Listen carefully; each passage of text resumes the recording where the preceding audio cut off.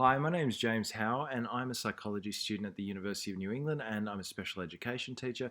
And today I'm going to talk to you about a behavior modification method called extinction and how it can be applied to stop self-injurious behavior in children with intellectual disabilities. To save time, I'm going to use the acronym ID for the phrase intellectually disabled. So if you haven't heard of the term extinction used in the context of behavioral psychology, it refers to a process that weakens behavior. Now, you may be wondering, how do you weaken and eventually extinguish a behavior?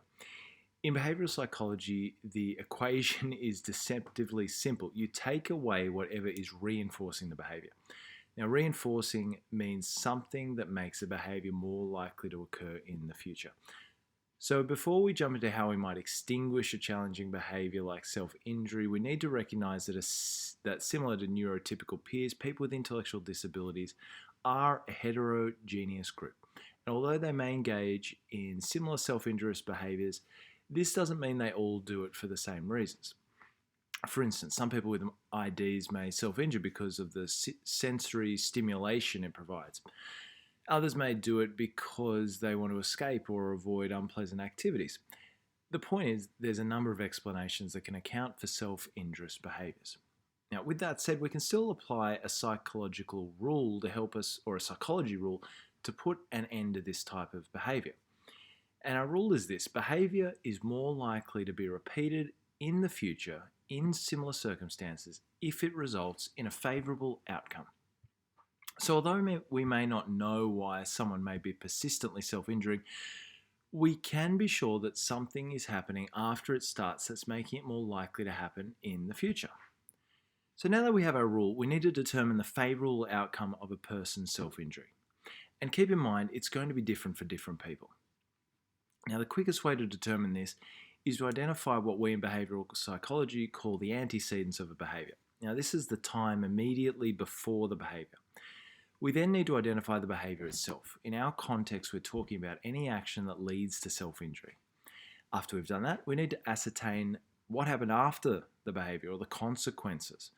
So taken together, we call these the ABCs, or the antecedents, the behaviours, and the consequences. So let me give you an example of ABCs in action. So say we have an 8-year-old boy, Billy, who regularly self-injures at daycare and he bangs his head on the floor.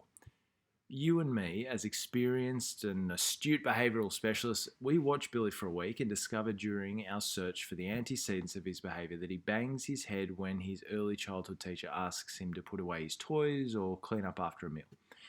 So once he starts to bang his head on hard surfaces, it happens until a teacher comes over and puts away his toys and cleans up his meal plate for him. So in other words, what happens immediately after the head banging is that he doesn't have to engage in any unpleasant experiences like cleaning up after himself, or what he perceives as unpleasant experiences. So from an ABC, or antecedent behaviour consequence perspective and analysis, we can establish that Billy bangs his head and self-injures, consequently self-injures, he's not trying to self-injure himself, because it allows him to escape an activity he finds unpleasant. So in our example with Billy, the early childhood teacher is by no means encouraging him to hurt himself. In fact, they would no doubt believe that cleaning up for Billy will lead to him sustaining fewer head injuries. Unfortunately, however, based on what we now know about extinction and reinforcement, every time Billy gets out of an unpleasant experience by means of banging his head, he's more likely to do it in future to avoid similar tasks. This is the essence of reinforcement. Any process that strengthens a behaviour and makes it more likely to occur in the future is reinforcement. And unfortunately, that's what's happening here every time Billy bangs his head.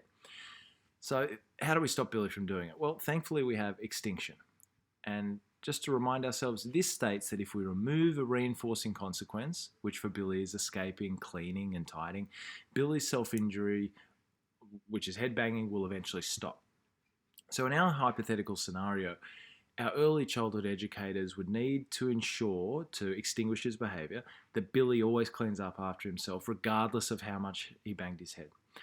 Now, if serious injury to Billy was a concern during this extinction process, the educators could maybe pad the floor, or they could cushion his helmet.